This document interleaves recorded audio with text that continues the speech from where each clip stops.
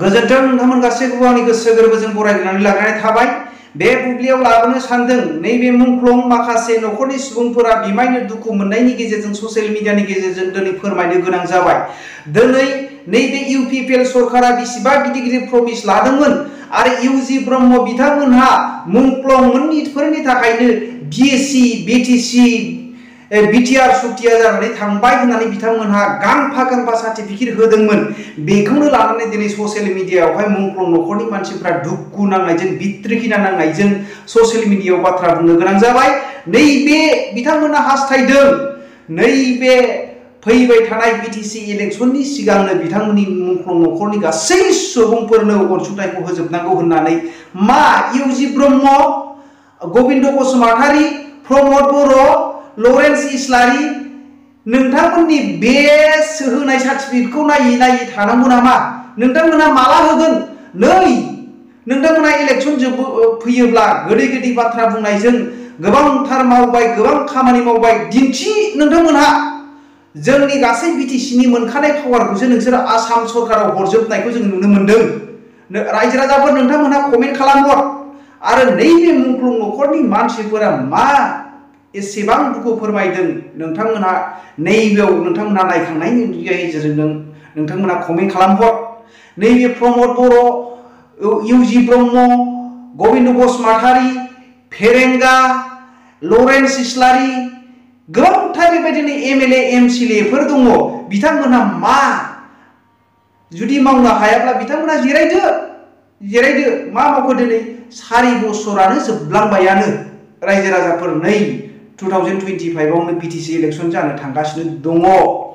नाथाय दिनै जोबोद दुखुनांथाव बाथ्रा दिनैहाय मुंख्लंफोरनि मुंखौ लानानै बिथांमोनहा राजगाद्दियाव जिरायनानै एसि न'फ्राव जिरायनानै एसि गारिफोराव जेबनानै बिथांमोननि मेलेमा डेमेज जाबाय नामा, थान्दा नांनानै डेमेज जाबाय नामा बेखौसो बुंनो गोनां जादों।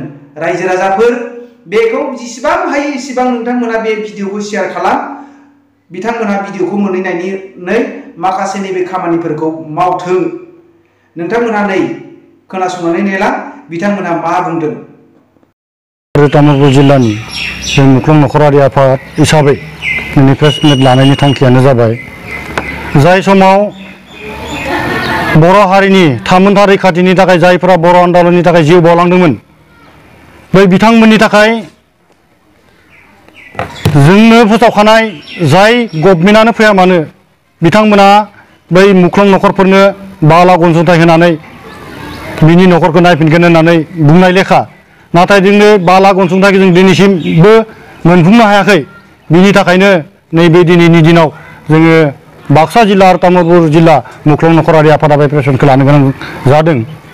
जाय समाव बर' हारिनि थाखाय बर'नि रैखाथि आरो थामोनथा हारिखौ रैखा खालामनो थाखाय बड'लेण्ड सोमावसारनायाव जायफोरा मुंख्लं जालांबाय बिथांमोननि थैजोंनो बिथांमोना बुंदोंमोन बिएससि बिटिसि आरो बिटिआर गोरोबथा जालांबाय। नाथाय बिथांमोननि मुंख्लंनि जिउमाखौ जोङो जेब्लायबो मान होनांगोन होननानै बिथांमोना मोनफ्रोमबो सम फैयोब्ला इलेक्सन सम फैयोब्ला बिथांमोना बेफोरबायदि बाथ्राखौ बुङो। नाथाय दिनैसिमबो जायफोरा बर' हारिनि थाखाय मुंख्लं जालांबाय बिथांमोननि जिउमाखौ दासिमबो मान होनायखौ जों नुनो मोनाखै। बेनिखायनो जों गले गले खावलायदों दा नैबे सोलिबाय थानाय जोंनि बिटिआर गभर्नमेन्टआ आरो आसाम गभर्नमेन्टआ जाहाथे नैबे जोंनि मोननांगौ 5 लाख अनसुंथाइखौ थाबैनो होनो थाखाय जोङो गुरै खावलायदों। जाहाथे आरो जोंनो बे 5 लाख अनसुंथाइखौ फैबाय थानाय बिटिसि इलेक्सननि सिगाङाव जुदि जोंनो होआब्ला जोङो बाक्सा आरो तामुलपुर जिल्ला हिसाबै माने बिजाथि होगोन होननानै जोङो मोनसे बिथांखि लानाय जाबाय आरो सांग्रां जाबाय बेखौनो जों फोरमायहरदों। आरो जाय समाव एबसु आन्दलननि समाव जायफोरा जिउ बावलांदोंमोन बिथांमोननि थाखाय जोंनि सोलिबाय थानाय दा मन्त्रि इउजि ब्रह्मआ गांफा सार्टिफिकेट होदोंमोन। नाथाय बे सार्टिफिकेटनि मुल्यआ दिनैसिमबो जों बे सार्टिफिकेटखौ मुल्य होनाय जों नुनो मोनाखै। बेनिखायनो जों खावलायदों जायफोरा बर' आन्दलननि थाखाय एबसुनि आन्दलनाव जिउ बावलांबाय बिथांमोननो मोनसे फोरमान बिलाइ होदोंमोन। बे फोरमान बिलाइनि जेबो अनसुंथाइ मोनाखै। बिनि थाखायनो जों बारंबार खावलायदों जाहाथे दा सोलिबाय थानाय गभर्नमेन्टआ फैबाय थानाय बिटिसि इलेक्सननि आगोलनो जाहाथे जोंनो बै बर' आन्दलन सोमावसारनाय जायफोरा मुंख्लं जालांबाय बिथांमोननि 5 लाख अनसुंथाइखौ थाबैनो होनो थाखाय जोङो गुरै खावलायदों।